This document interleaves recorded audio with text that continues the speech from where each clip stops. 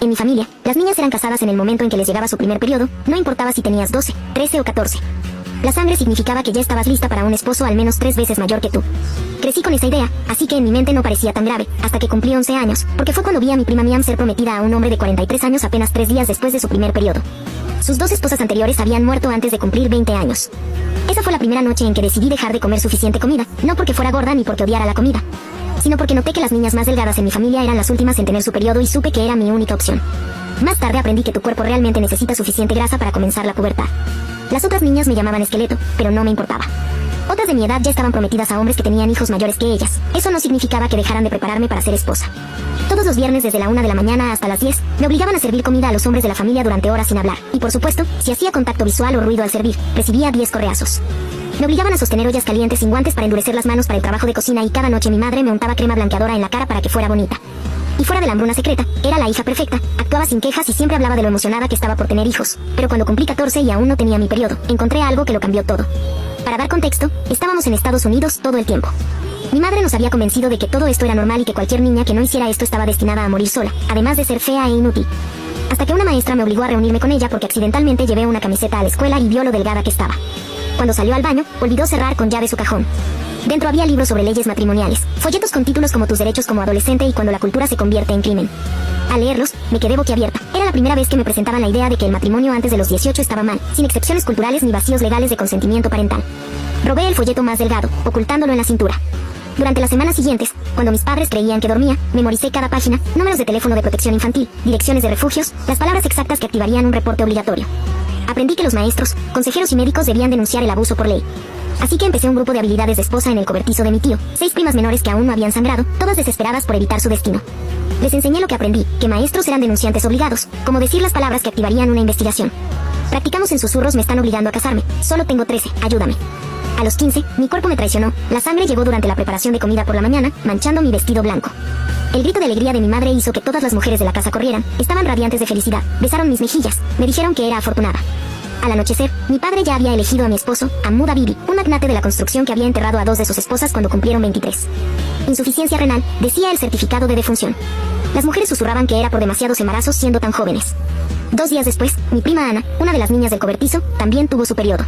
En pocas horas fue prometida a un hombre de 51 años que coleccionaba esposas como trofeos y tenía 8 hijos mayores que ella. Vi cómo la luz se apagaba en sus ojos mientras discutían el precio de la novia como si fuera ganado. Esa noche le pasé mi libreta, con todos los números de refugios, datos legales y rutas de escape que memoricé.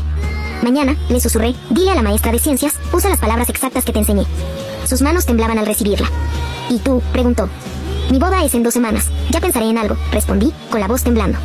Pero me equivoqué, porque esa noche llamaron a la puerta. Era protección infantil.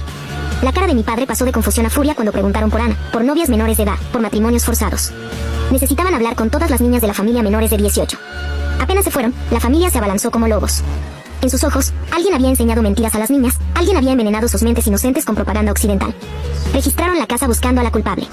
Encontraron mi diario escondido en el cobertizo en una hora, lleno de números y artículos legales. Mi padre lo quemó frente a todos mientras me llamaba enferma, contaminada, y mi favorita, un cáncer que debía extirparse. La boda es mañana, anunció, antes de que destruya a alguien más. El amanecer llegó demasiado rápido. En 1 hora vendrían a vestirme de rojo y oro para entregarme a un hombre que ya había enterrado a 2 chicas. Mi estómago se revolvía mientras oía pasos acercándose.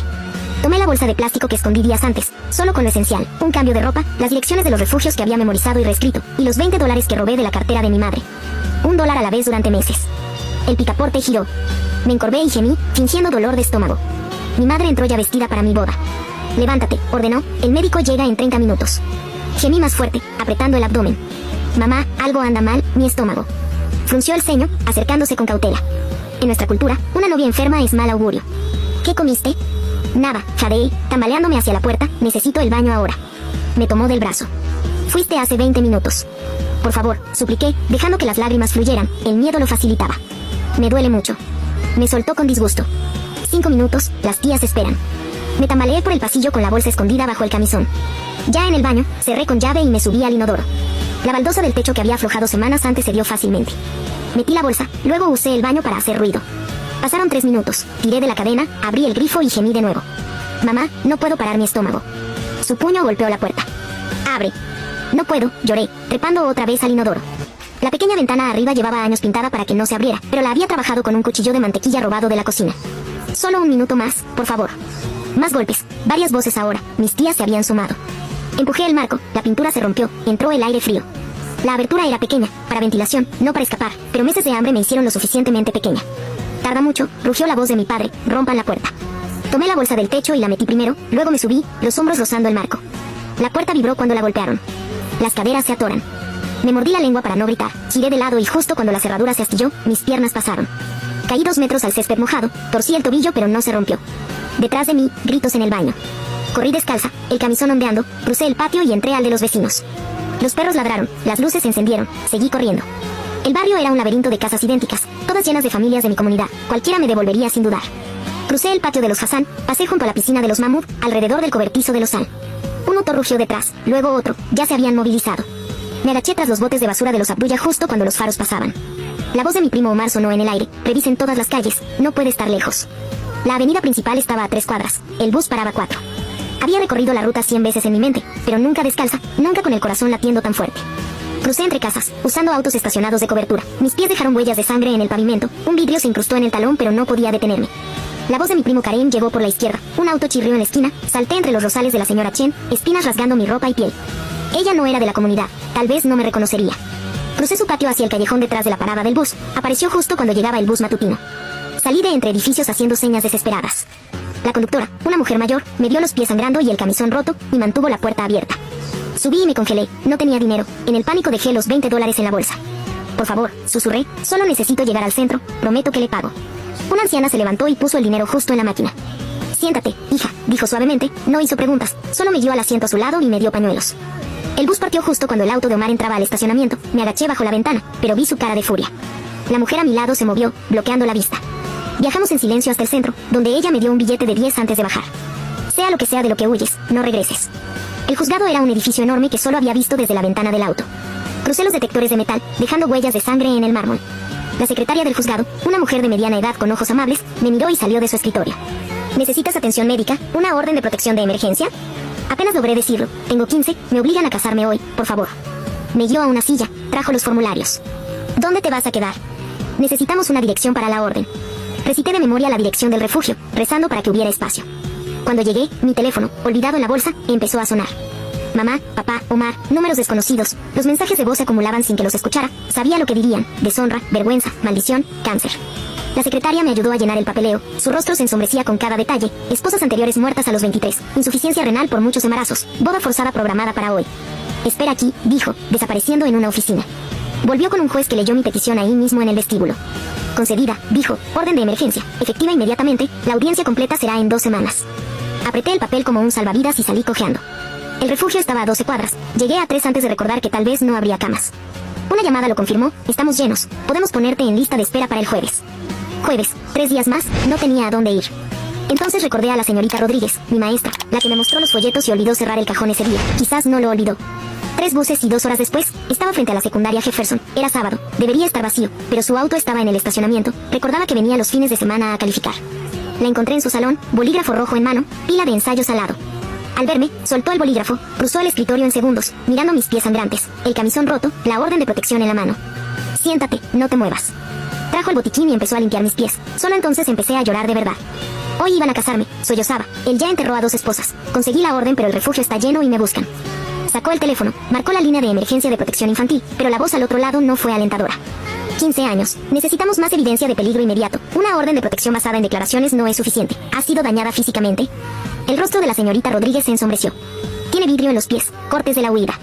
Eso es autoinfligido durante la fuga, no cuenta. Necesitamos evidencia de abuso familiar.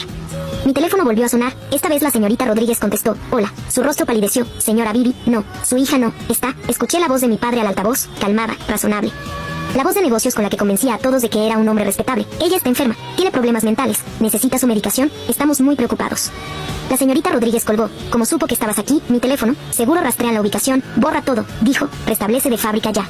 Mientras borraba el móvil, ella hizo más llamadas, supervisores, asistentes sociales, ayuda legal, todos dijeron lo mismo, sin peligro físico inmediato o mejor evidencia, no podían actuar. Entonces oímos portazos en el estacionamiento, la señorita Rodríguez cerró el salón, bajó las persianas, quédate callada. Pasos resonaron en el pasillo, varias voces masculinas, árabe y luego inglés, sabemos que está aquí, gritó mi padre, su teléfono muestra este lugar, está enferma, necesita ayuda. Golpearon la puerta primero con suavidad, luego más fuerte. Llamo al 911, susurró la señorita Rodríguez, pero le tomé la mano. Espera, déjame intentar algo primero. Me subí las mangas, mostrándole las cicatrices circulares de los entrenamientos con ollas, los moretones de esa mañana cuando mi madre intentó forzarme el vestido de novia. Luego levanté el camisón lo suficiente para mostrar las marcas del cinturón en la espalda, años de entrenamientos de servicio los viernes. Sus manos temblaban al tomar las fotos. ¿Por qué no mostraste esto antes? Creía que era normal, hasta que leí tus folletos. Llamó al 911. Hay varios hombres intentando entrar a mi salón. Tengo a un estudiante en peligro. Por favor, rápido.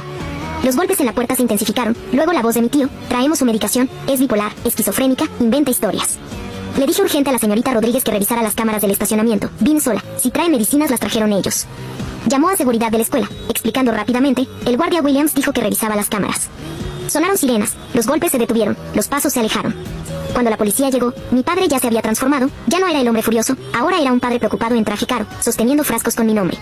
Gracias a Dios que llegaron, dijo a los oficiales. Mi hija está muy enferma. Tiene delirios. Inventa historias terribles sobre nuestra familia.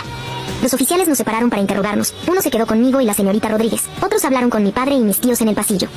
Nunca ha tomado medicación, insistió mi maestra. La conozco hace 2 años. Mire estas heridas. El oficial miró mis pies. Los cortes y moretones podrían ser autoinfligidos si tuviera un episodio. Revise cuándo se llenaron esas recetas. Dije de pronto, si estoy tan enferma, ¿por qué no estoy en el sistema, ni doctor, ni terapia? La señorita Rodríguez sacó su portátil. Tengo ensayos que escribió, meses de ellos, sobre tradiciones familiares. Documentan todo sutilmente. Ella los guardó todos, cada ensayo donde yo escondía verdades entre líneas, describiendo clases de cocina cuando en realidad quemaba mis manos, preparando para matrimonio cuando significaba golpes por hacer contacto visual. El oficial los leyó, frunciendo el ceño cada vez más. Mientras tanto, el guardia Williams llegó con el video de seguridad en su teléfono, donde claramente se ve a mi padre y mis tíos llegar con los frascos de medicina ya en la mano. Ana, dije de pronto, llama a Ana Mansour. Ella hizo una denuncia ayer, sabe todo. Pero cuando la señorita Rodríguez buscó a la familia de Ana, descubrió que se mudaron esa misma mañana fuera del estado, sin dejar dirección ni teléfono. Mi padre debió notar que la situación cambiaba, porque su fachada calmada se rompió. Empezó a hablar rápido en árabe con mis tíos, gesticulando furioso. ¿Qué dice?, preguntó el oficial. Les dice que llamen al abogado de la familia, traduje, y menciona que la dote no es reembolsable. Ese fue su error, hablar de la dote. El oficial endureció la expresión. ¿Qué dote? Mi padre se quedó inmóvil. Me equivoqué, mi inglés. Su inglés parecía bien hace 5 minutos, anotó el oficial. La siguiente hora fue borrosa. Llegaron más policías, un supervisor de protección infantil, alguien de la fiscalía. Mi padre alternaba entre amenazas de demandas y súplicas por el honor familiar. Mis tíos invocaban libertad religiosa y derechos perentes, pero la evidencia se acumulaba, los ensayos, las heridas, las recetas falsas. El video de seguridad, la orden de protección de emergencia que había solicitado esa mañana. Es menor, ha hecho denuncias creíbles de abuso y matrimonio forzado, declaró el supervisor. La pondremos bajo custodia protectora de emergencia.